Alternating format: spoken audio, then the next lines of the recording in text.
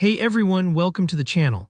If you've ever wanted to start designing iOS apps but weren't sure how to get those sleek, modern iOS 18 elements into your project, this video is perfect for you.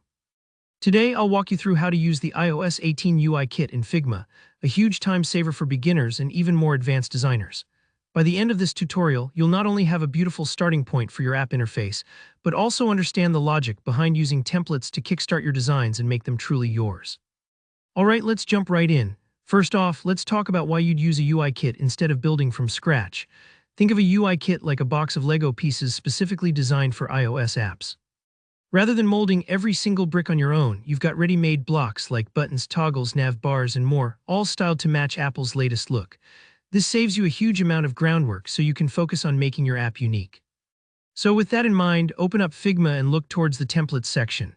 You might see a lot of options here and that can feel overwhelming, but don't worry, we're looking for something specific to help us keep things streamlined.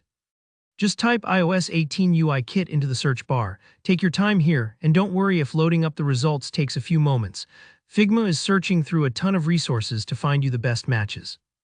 Now, once the results pop up, you'll notice a range of different UI kits showing up for iOS 18.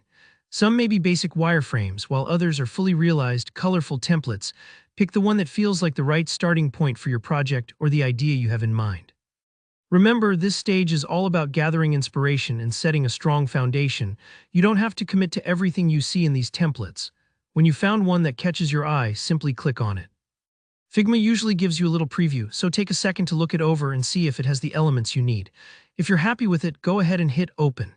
Now, Figma will generate a new project for you with the entire iOS 18 UI kit laid out and ready to go. Think of it like being handed a blueprint, but you still have the freedom to paint the walls, add furniture, and rearrange the rooms however you want. You can start to customize any component, change colors, update text, move elements around to match your brand or the feeling you want for your app. And just a quick tip, if you ever feel like you want to experiment and learn more, don't hesitate to try building some interfaces from scratch too. Templates are fantastic for learning and for saving time, but the real magic happens when you start tweaking and tailoring things yourself.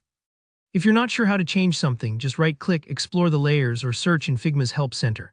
It's all part of the learning process, so that's it.